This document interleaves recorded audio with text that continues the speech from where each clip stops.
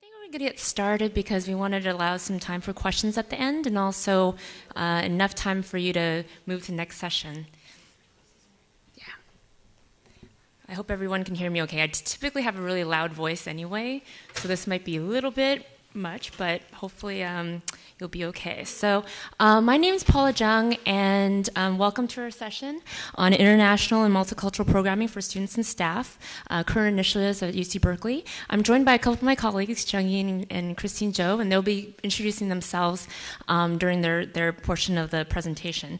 But before I get started on our presentation, I just wanted to remind everyone that if you wanted an email copy of our presentation, please leave your business cards. I have a little box in the front here at the end of the presentation, and then I'll make sure to email the copy of the presentation to you, so that way you don't have to worry about taking notes.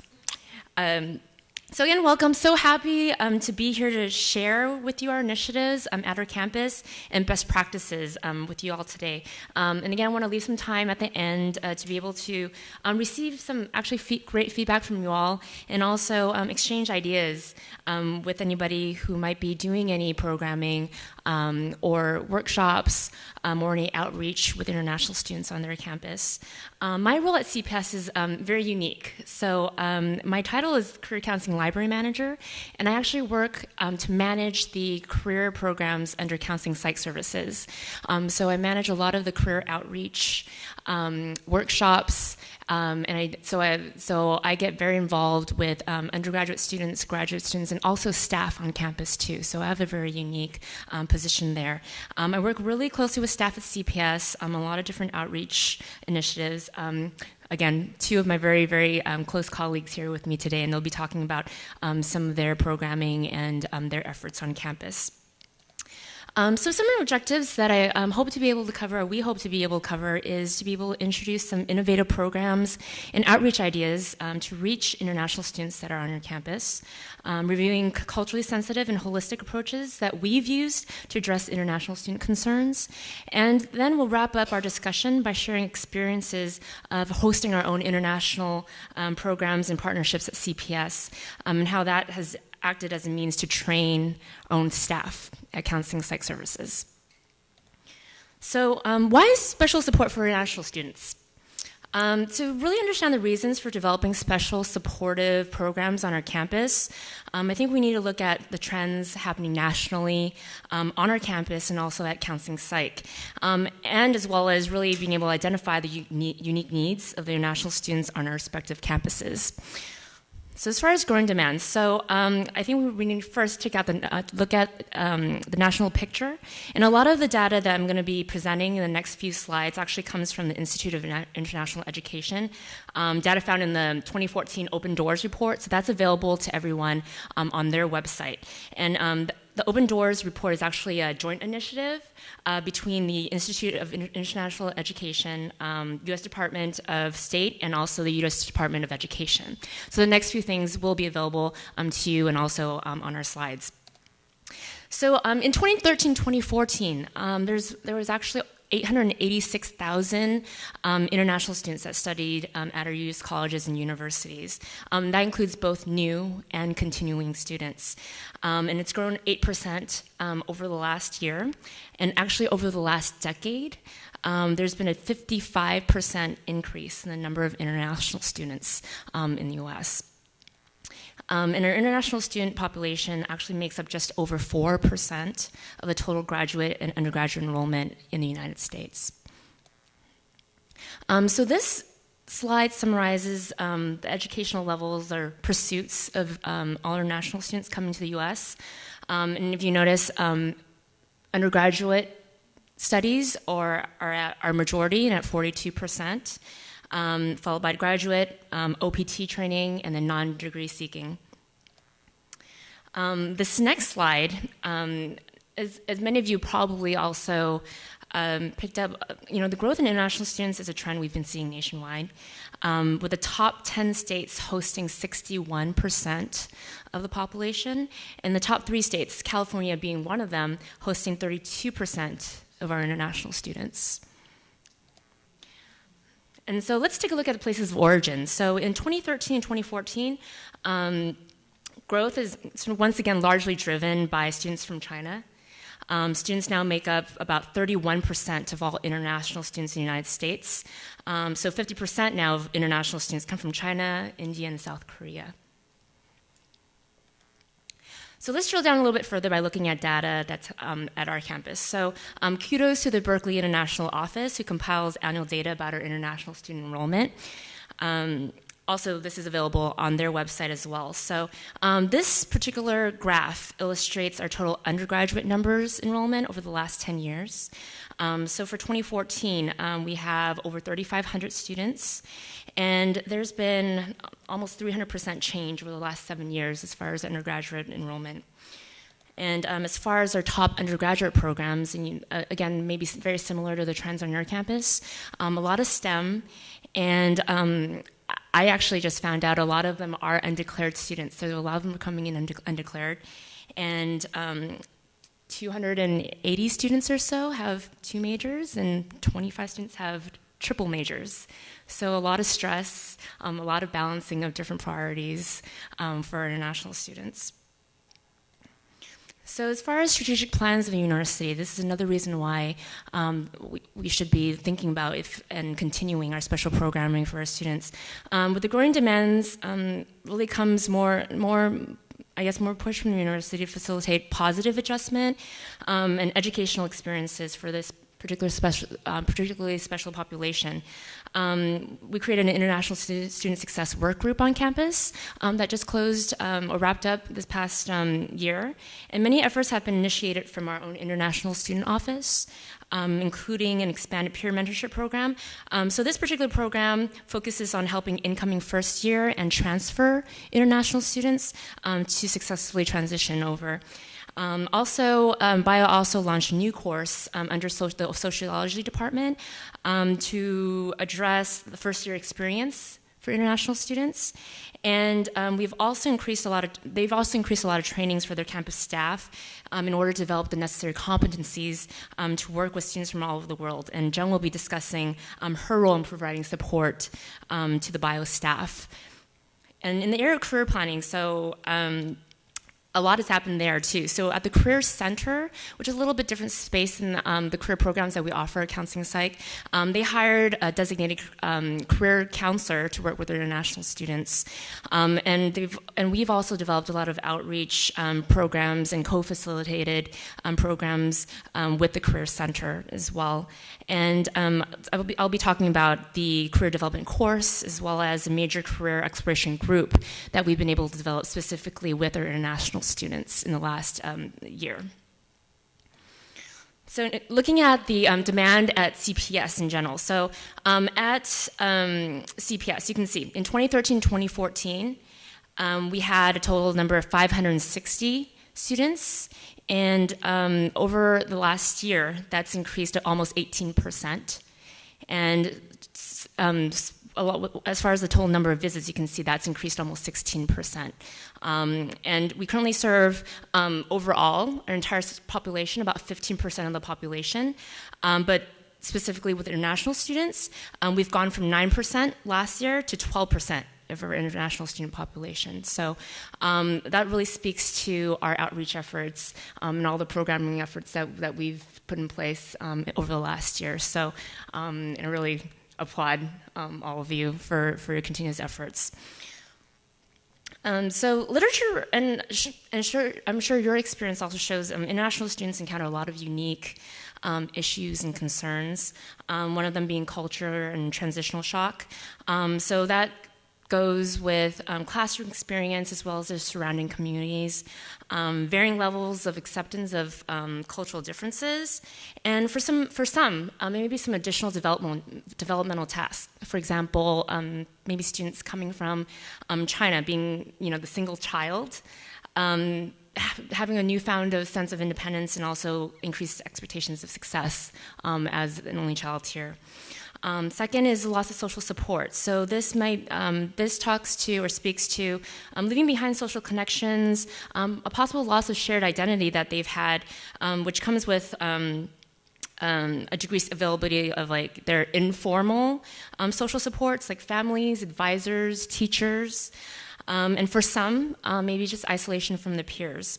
Third is the language. So as far as language difficulties, that might impact their academic learning experience and adjustment.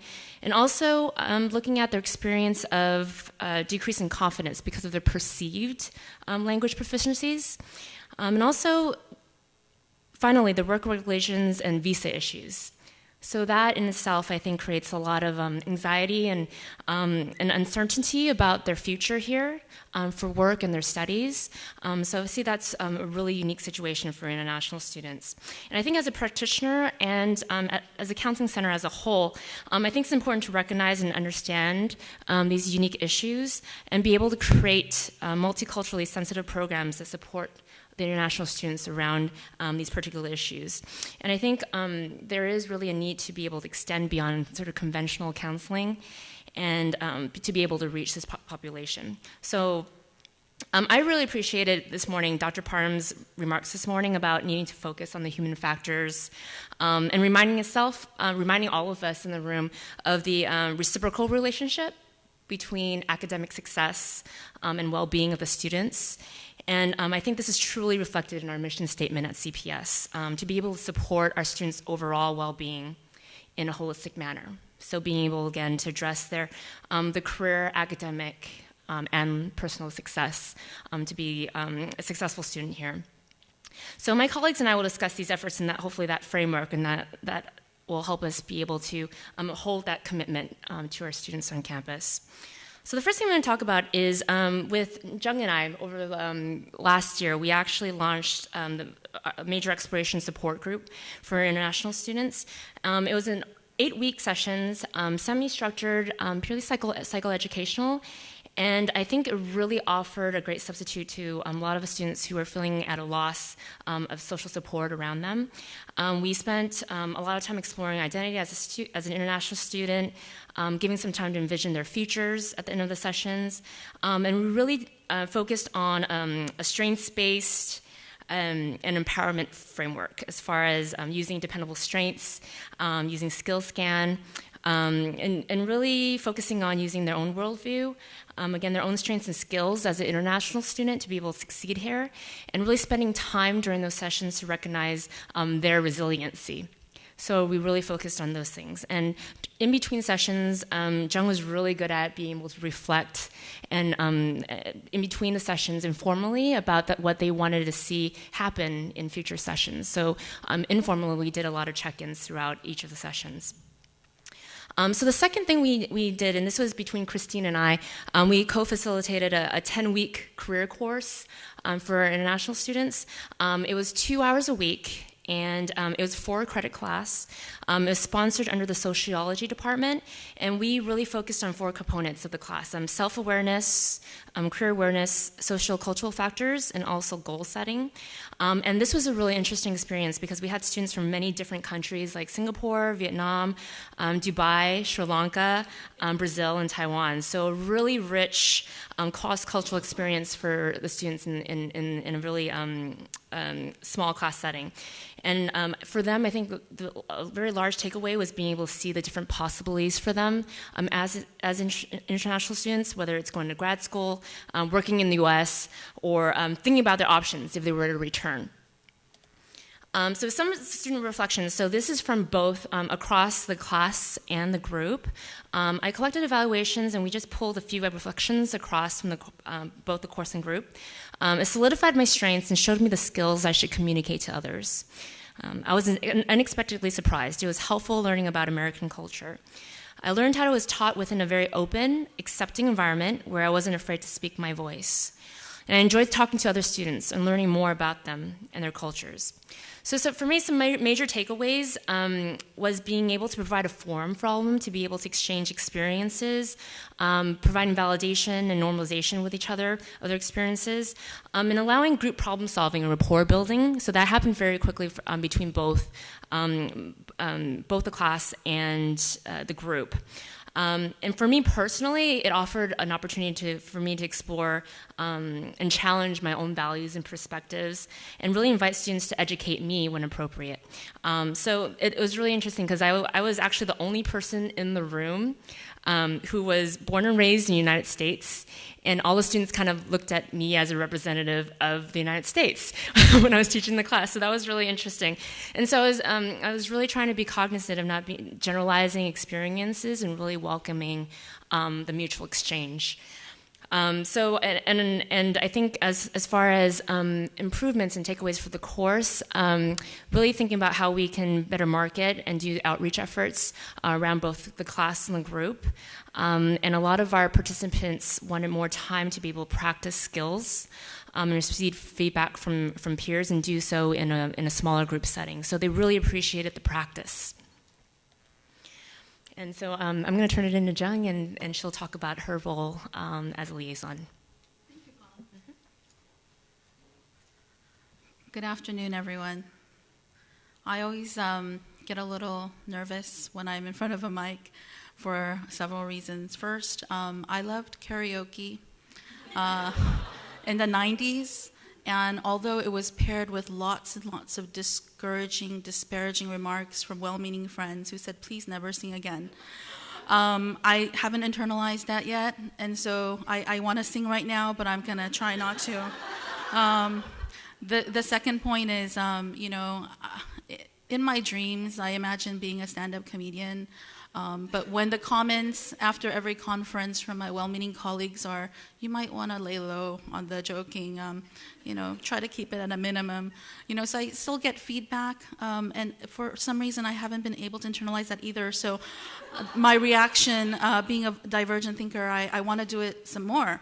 And so when I found out that we were being recorded, I thought just for a split second, I should keep the jokes to a minimum, but then immediately following, no, I suddenly want to make more jokes. So I'm gonna work on self-compassion today while giving this presentation and kind of share with you some of the work I do and the style that I share things with international students and also campus partners, advisors, people who work with international students on a day-to-day basis. So I'll start with a story. I know you warned me, Paula. I debriefed this before doing it, and I said I probably wouldn't, but I'm doing it now. So what I learned from our wonderful keynote speaker, and I thought her research was fascinating, but being Korean American, I thought, I need to work on my happiness. And so right when I was thinking that, a colleague came by, very jovial, Dr. someone. If you're watching this, you know who you are. You inspired this today. So the blame is on you.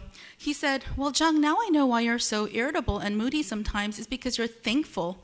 You should stop thanking people and just be not thankful so that your happiness will increase. And I'm like, you know what? That was my takeaway too. So starting today, I'm going to be an ingrate. I'm not going to be grateful for anything at all. But in a more serious tone, I'd like to talk about how in Korean culture, I feel like responsible to share this. In Korean culture, acts of gratitude are actual acts. So for example, writing a card would probably not be appropriate.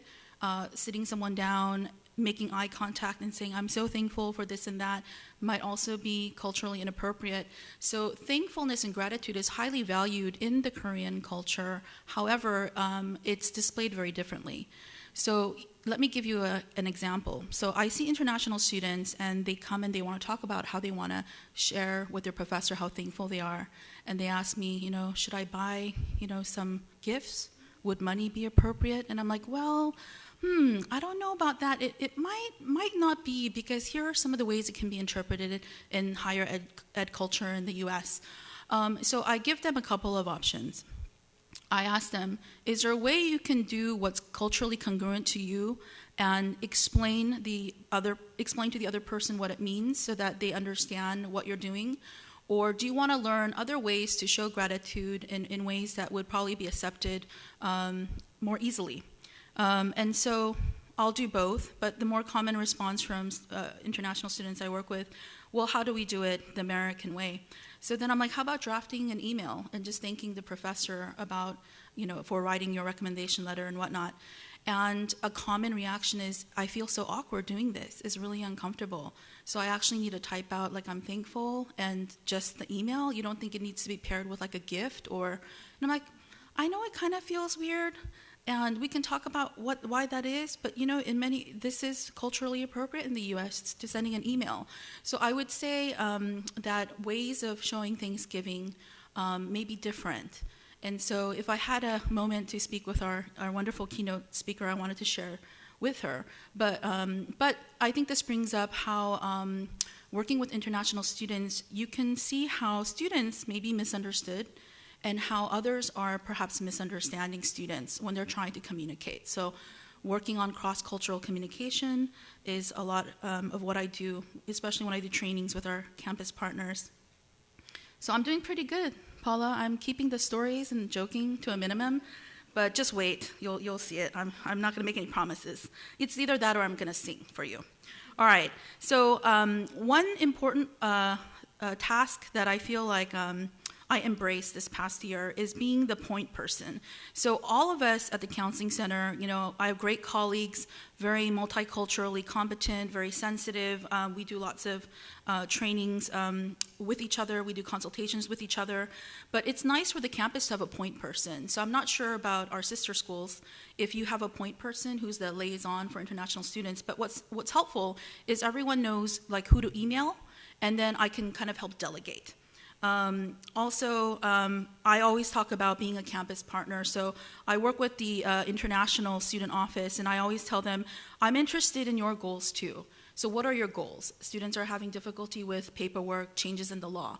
What can I do to help facilitate that? So I want to be invested in their goals and hope that they reciprocate by being investing in some of our goals. And oftentimes, it's a shared goal. We're trying to help students be successful at Berkeley in an academic setting while handling a lot of different things that might be going on. So the third role and title I actually think is important. So students actually connect with this the most. So in a lot of the outreach I do, I will always say I'm a psychologist and an educational consultant. And psychologists, they may or may not know exactly what that is. Sometimes people think, are you a psychiatrist? Or, do you work with people who have really severe psychological issues? Like, what is a psychologist? But many of the students will actually focus on the educational consultant part or professional consultant.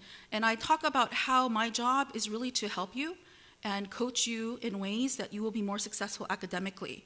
And then I talk about, when you're feeling depressed, you have low energy, concentration is affected, so you're not going to be studying as well as you can. And that seems to get people to want to come. So I don't sell stigma. I said in a different conference, I try not to sell broccoli. I like to sell chocolate cake. And so whenever I go, I'm like, what stigma? What stigma? And people are telling me, campus partners alike, they're like, are you going to talk about the stigma and, how they should overcome the stigma? I'm like, what stigma? I think it's great. Counseling is great. You come, you get your needs met. It's like a spa, a mental health spa. I am not going to even mention the word stigma. And that's what I did. For 1 year, I did not mention the word stigma. I said, we do career counseling. You're having difficulty studying because you have concentration issues. Well, I have expertise in ADHD. I can do some ADHD coaching for you, or you can meet with my colleagues. If they're having difficulty with their roommate or parent issues, I say, well, come, we can do a consultation. We can help you with your issues that are affecting your academic goals. So those are titles that I think can be meaningful. And in terms of a cultural perspective, roles and titles are really important in many cultures. So even having like a title or a role and kind of describing that role can be helpful working with students. So I tried to talk about, who does counseling. I wanted to really add my hairdresser here, but this is one of those things I'm like, out of all the people I talk to, who do I divulge the most personal information? And I'm like the person who does my hair. And then I thought, maybe my psychologist, but I don't know. Some things I still withhold. But it's taking me a while. So next conference, I'm going to put hairdresser and just be true to myself. But not this conference. Okay. So where you meet students makes a difference. So orientation, I start off at every orientation with this comment. And just having talked with a lot of students, first generation students of color, international students, students who are still trying to figure out how they fit in to the university, I always talk about how it's taken me a long time to get a UC job. I kid you not. At 18, I got rejected from UC Berkeley. I was mortified. It was a dream school for a good bit. I refused to wear the Cal sweatshirt. Anyone who had any sort of Cal swag, I actually gave them a dirty look for a good while. And then I'm like, you know what? Well, maybe I can get my master's there. Didn't happen. Well, surely maybe I have a chance at a doctorate program. Didn't happen. Actually, I got the letter real fast. It was like, no, thank you. So I start off with this comment about, it took me 3 degrees to get in, and it was a lot of work. And you know what? Being here, it's still a lot of work. So I always share that piece. And I also share with them that I failed. I failed numerous classes. Sorry, Mom and Dad, I never told you this, but if you're watching this, now you know. Chemistry, calculus. And, I share this with the students, and usually there's a look of like shock, like, wow, that's like messing up. You're like failing your classes your first year of college, like, oh. But I do that because I know oftentimes that's when students come find us, when they fail a class or they think they're about to fail. And for some students, and I try not to judge this, but I kind of do, and I work on it every time I hear it, A-, that's failing for some people, and to have compassion around that. So again, orientation, I do a lot of self-disclosure. I try to be approachable. It doesn't really take much because this is kind of me in my natural state. So later I'll try to frame it like, how hard I try to be? I try to tell jokes and do some self-disclosure to be approachable. Really, it's just natural. I'm just doing it. It takes no effort. So now the confession is out. Coffee hour is this wonderful thing we do every Wednesday. So for an hour, we meet at a cafe near school. And it's just like a mingle. I know other universities have similar things. Princeton has a coffee hour. They invite people over, different people who work in the university with different roles. So I'm kind of like the guest, the star guest. I tell myself. I gave that title to myself. So when people come and they see me, what tickles me the most, I want to sing like a 1980s U2 song right now because I'm getting a little anxious. But I will stop myself from singing and instead tell you what I tell students at the coffee hour. So, I tell students, just a little bit about like what I do. But it's really interesting because oftentimes students want to talk about research. They want to talk about, how do you get into a master's program? Or they want to talk about, just funny things that have happened on campus. So I would say oftentimes it's rarely that I actually have a student ask a question about something clinical, but it does happen. Sometimes a student approaches me and talks about, having some PTSD symptoms or feeling, depressed. And they do it in an open space where there's other students around, and then I forget what is my internalized stigma, because I feel a little anxious sometimes when they do that. And after a year of doing this, I realize, if they want to talk about it and they're comfortable talking about it, I need to be comfortable talking about it. And so I become more and more comfortable, but it's still work in progress. And I think as people in the profession, I hope you can understand that it's work in progress, for me certainly. Other things that I do with international students is QPR. Suicide is, a #1 killer for a lot of our students in this age group, 18, early 20s. But I would say that in some countries, I know Korea has a pretty high suicide rate among students, that age group. So I do. So not only do I do presentations about career counseling, just coming and talking to a consultant, kind of working with a coach to work on academic goals, but also I also do the QPR, the suicide prevention workshops. And what's really interesting is somehow they kind of blend together in my role. And then students who are coming in through career counseling or wanting to discuss academic issues, I also catch students who are actually having some concerns about their own mental health or have friends that they're concerned about. So between the two, it kind of like works together, and I feel like it captures the full spectrum. So academic success panels, it's funny, I just finished my third academic success panel last week, and I start that by announcing I failed calculus and chemistry, and it's about academic success, but it's another way to kind of normalize that sometimes classes are going to be hard, and there is life after a not so good grade, which can be very stressful for international students, especially when funding is contingent upon a certain GPA. All right, so tabling events, we had a round of that last week. I'm not sure if you all had tabling events or if you will have them. So I ask you to consider selling counseling as academic consulting. If you do have the opportunity, for us it's worked really well. Classes, so Paula and Christine have taught a class. It's a way for students to interact with us differently. And so it's been very successful. I'm starting a class this semester, on divergent thinking. So I'm trying to help students kind of with ADHD and just concentration issues really kind of embrace their creativity in ways to help them be successful. So that's another way we kind of naturally blend in with our students and get to know them in different ways. So last but not least, we have, I think Paula already talked about our career services, drop-in hours. So good news, it's time for a story. Paula, brace yourself. Okay, any managers in the room? No. Okay. I know they're busy, so they probably aren't going to have time to watch this. So drop-in hours is wonderful. It's an anonymous drop-in hour. So people can come in, not give their names, and get their needs met, talk to a counselor.